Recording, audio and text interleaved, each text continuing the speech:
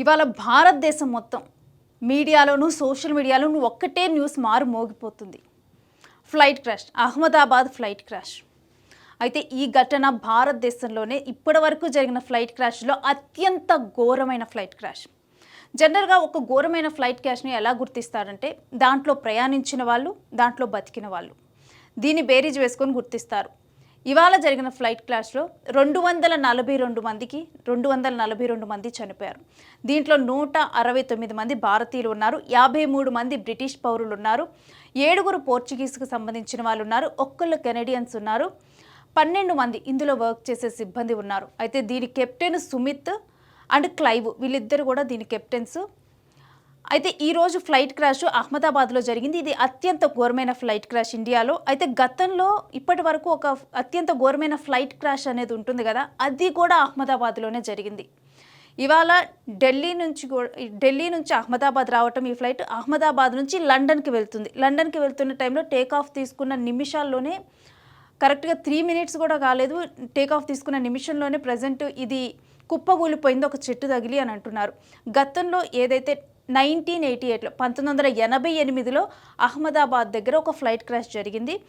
అది ముంబై నుంచి అహ్మదాబాద్కు వస్తూ ఉంది. అహ్మదాబాద్కు వచ్చిన తర్వాత సర్దార్ వల్లభాయ్ పటేల్ ఈ విమానాశ్రయానికి వచ్చిన తర్వాత ఆ ఫ్లైట్ క్రాష్ జరిగింది అని చెప్పి కూడా అప్పుడు న్యూస్ వచ్చింది.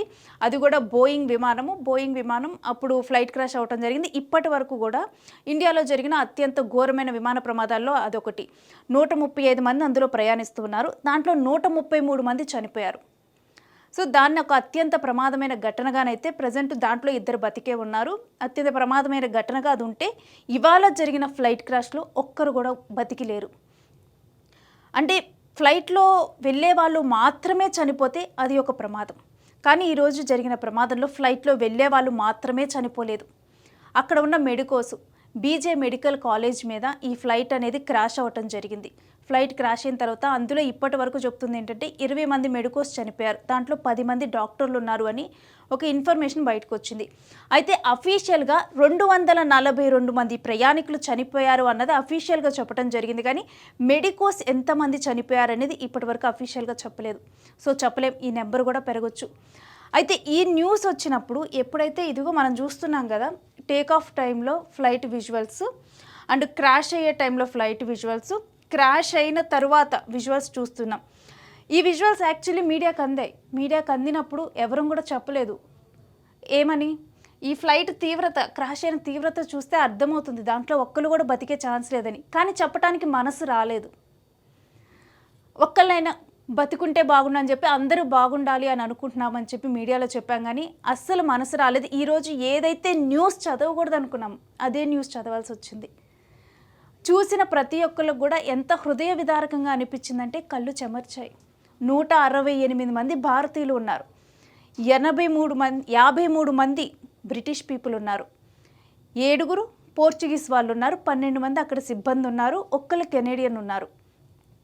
వీళ్ళందరూ కూడా మనం ఫ్లైట్ క్రాష్ అయిన తర్వాత విజువల్స్ చూసాం కదా, ఈ విజువల్స్ మీడియాకు అందినప్పుడు అర్థమైపోయింది ఇంకా అక్కడ ఏం మిగలలేదని.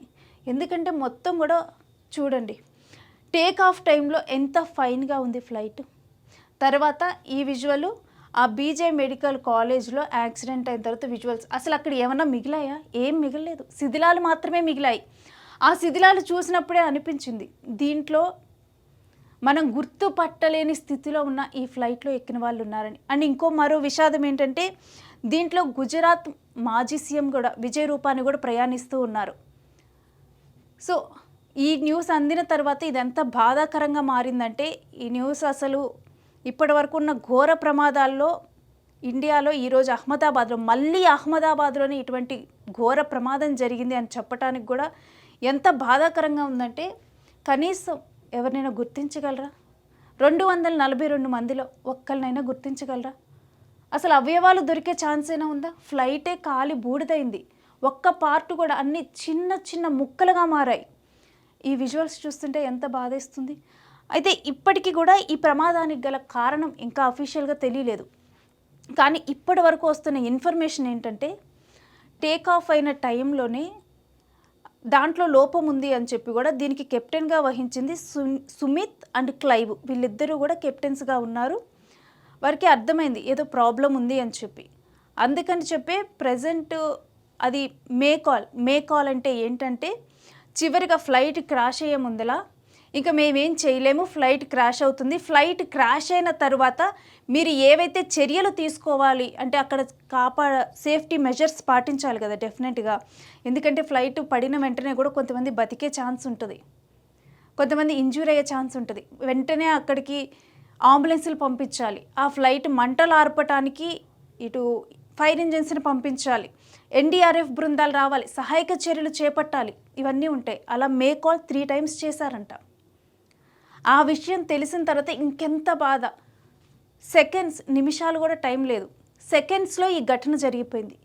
సెకండ్స్లో ఈ ఘటన జరుగుతున్నప్పుడు ఏమీ చేయలేం. కనీసం ఉన్న ప్యాసింజర్స్ కూడా నాకు తెలిసి ఉండకపోవచ్చు, ఎందుకంటే అలర్ట్ చేసే టైం కూడా లేదు వాళ్ళని. వాళ్ళకి ఏమవుతుందో తెలియక ముందలే గాలిలోనే ప్రాణాలు కలిసిపోయాయి. కరెక్ట్గా కూడా 823 అడుగుల ఎత్తులో ఈ ప్రమాదం జరిగింది. అక్కడ ఫ్లైట్ క్రాష్ అవటం జరిగింది, ఇంజన్లో లోపం. మరోవైపు ఏంటంటే అసలు ఆ కెప్టెన్స్ ఎవరైతే ఉన్నారో వాళ్ళిద్దరూ కూడా ఫుల్ ఎక్స్పీరియన్స్డ్ పీపుల్, ఆల్రెడీ కూడా చాలా ట్రైన్ అయ్యి ఇలా ఎప్పుడైనా కానీ మనకి ఇంటర్నేషనల్ ఉంటాయి కదా ఫ్లైట్స్ వెళ్ళేవి, వాటిలో కూడా బాగా ఎక్స్పీరియన్స్డ్ వాళ్ళు ఉంటారు. అంత ఎక్స్పీరియన్స్డ్ వాళ్ళు కూడా ఏమీ చేయలేకపోయారు ఆ సిచ్యువేషన్లో. కనీసం కరెక్ట్గా కూడా అది సర్దార్ వల్లభాయ్ పటేల్ ఎయిర్పోర్ట్కి ఎంతో దూరం లేదు, అప్పుడే టేక్ ఆఫ్ తీసుకోవటం జరిగింది. వెంటనే కూడా ఇంజన్లో సాంకేతిక సమస్య వచ్చింది. ఇప్పటి వరకు ఉన్న ఇన్ఫర్మేషన్ అదే, సాంకేతిక లోపం వల్లే జరిగిందని. సాంకేతిక లోపం అని గుర్తించి మే కాల్ ఇచ్చారు. మే కాల్ అంటే ఇంకా లాస్ట్ ఏమి చేయలేమని వాళ్ళకి అర్థమైపోయింది. ఎందుకంటే వాళ్ళకి ఆ ఫ్లైట్ని తిప్పి మళ్ళీ తీసుకొని వెళ్ళే టైం లేదు, అక్కడ ఏమీ పెద్ద ప్లేస్ లేదు వాళ్ళకి ల్యాండ్ చేయడానికి. ఒకవేళ ప్లేస్ ఉన్నా కానీ అది ల్యాండ్ అయ్యే వరకు ఉండే సిచ్యువేషన్ ఉందో లేదో కూడా వాళ్ళకి తెలియదు. అక్కడ ఉందల్లా ఒక మెడికల్ కాలేజ్, మొత్తం కూడా మనం చూసాం కదా విజువల్స్లో, మొత్తం కూడా జనావాసాలు, బిల్డింగ్స్, ఒక మెడికల్ కాలేజ్, ఇంక వాళ్ళకు ఆప్షన్ లేదు. ఆ విమానం కిందకి రావటము, అక్కడే చెట్లు ఉండటము, వెంటనే ఆ విమానం కుప్పగూలిపోవటము, దాంట్లో మంటలు ఏ రేంజ్లో వచ్చాయంటే అక్కడున్న బిల్డింగ్స్ ఏమీ కనిపించలేదు, ఉవ్వెత్తున ఎగిసిపడ్డాయి. ఇంకా అంత ఫ్లైట్ క్రాష్ అయిన తర్వాత ఎవరైనా బతుకుంటారని ఎక్స్పెక్ట్ చేస్తారా? కానీ వాళ్ళు చనిపోయారని ఒప్పుకోవటానికి కూడా మనకి మనసు రాలేదు. అందుకని చెప్పి మనం ఈ ఫ్లైట్ యాక్సిడెంట్లో ఎవరు చనిపోయారని మనం ఎక్కడా చెప్పలేదు, సహాయక చర్యలు కొనసాగుతున్నాయని మాత్రమే చెప్పాము. అఫీషియల్గా డిక్లేర్ చేసిన తర్వాత కూడా ఒప్పుకోవటానికైతే మనసు రాలేదు. ఎందుకంటే 242 మంది ప్రాణాలు కోల్పోయారు. ఎన్ని కుటుంబాలు ఎఫెక్ట్ అయ్యాయి వీటి వల్ల? సో ఇప్పుడు ఈ అహ్మదాబాద్ దుర్ఘటన అయితే ప్రజెంట్ అయితే అందరినీ కూడా కంటతడి పెట్టిస్తూ ఉంది. ఈవెన్ దీని మీద బ్రిటిష్ గవర్నమెంట్, యూకే గవర్నమెంట్ కూడా ప్రజెంట్ అయితే స్పందించడం జరిగింది. యూకేకి సంబంధించిన వాళ్ళు కూడా ఉండటము. సో ఇది దేశవ్యాప్తంగానే కాదు, ప్రపంచవ్యాప్తంగా కూడా ఈ దుర్ఘటన గురించి ప్రజెంట్ అయితే చర్చించుకుంటూ ఉన్నారు. ఇంకా ఇదే టైంలో అంతకుముందులో జరిగిన ఫ్లైట్ క్రాష్లు అవి కూడా ఒక్కదాని బట్టి ఒకటి గుర్తొస్తూ ఉన్నాయి. ఎస్పెషల్లీ ఈ ఇమేజ్ క్రాష్ తర్వాత ఆ మంటలు కరెక్ట్గా కూడా 1:50 నిమిషాలకి ఫ్లైట్ ఎమర్జెన్సీ అనేది ప్రకటించడం జరిగింది. ఎమర్జెన్సీ ప్రకటించిన తర్వాత సహాయక చర్యలు, ఫైర్ ఇంజన్లు రావటము మొత్తం జరిగిపోయింది. అక్కడ ఉన్న దగ్గర ఆసుపత్రులకు వాళ్ళందరినీ పంపించారు అని చెప్పారు. కానీ పంపించడానికి అక్కడ ఏం మిగిలింది? విజువల్స్ చూస్తుంటే బూడిద తప్ప ఏమన్నా మిగిలిందా? కనీసం అవయవాలు దొరికే ఆచూకీ కూడా దీంట్లో కనిపించడం లేదు. మొత్తం ఫ్లైటే, ఎంతో పటిష్టంగా నిర్మించే ఫ్లైటే మొత్తం కూడా కాలి బూడిదైంది. ఎందుకంటే అది అహ్మదాబాద్ నుంచి లండన్ వెళ్తుంది, ఫ్యూయల్ ఇంధనం కూడా ఫుల్ ట్యాంక్ ఉంటుంది. అటువంటి టైంలో ఒక ఫ్లైట్ క్రాష్ అయితే మొత్తం బాంబ్ పేలినట్టు భగ్గున పేలిపోయింది. సో ప్రజెంట్ అయితే ఇది అందరినీ కూడా బాధకు గురి చేసే అంశము. మనం ఆ విజువల్స్ని ఇక్కడ చూస్తూ ఉన్నాం యూటీవీ స్క్రీన్ మీద. అసలు అక్కడ ఏం మిగలలేదు, మొత్తం కూడా చిన్న చిప్స్ లాగా మొత్తం కూడా అవి కూడా మసిబారిపోయి ఉన్నాయి. దీని మీద అనేక మంది దిగ్భ్రాంతిని వ్యక్తం చేశారు. కానీ వాళ్ళ ఫ్యామిలీస్ని ఎవరు కూడా ఓదార్చడం ఎవరి వల్ల కాదు. కనీసం ఒక వ్యక్తి చనిపోయిన తర్వాత చివరి చూపు చూడాలి అనుకుంటారు, కానీ చివరి చూపు కూడా దొరకదు. ఇక్కడ ఆచూకీయే దొరకదు, చివరి చూపు ఎక్కడ దొరుకుతుంది? సో ఈరోజు జరిగిన ఈ ఫ్లైట్ క్రాష్ మాత్రం చాలా దుర్ఘటన. ఇప్పటి వరకు ఇండియాలో జరిగిన ఫ్లైట్ క్రాషెస్లో అత్యంత భయంకరమైన, ఘోరమైన, బాధాకరమైన దుర్ఘటన ఇది. దీనికి 2 నిమిషాలు సైలెన్స్ పాటించడం తప్పితే మనం ఏమీ చేయలేని పరిస్థితి. ఈవెన్ ఎన్ని న్యూస్ చెప్పినా కానీ ఏం చేయగలం ఇలాంటి ఇన్సిడెంట్లో.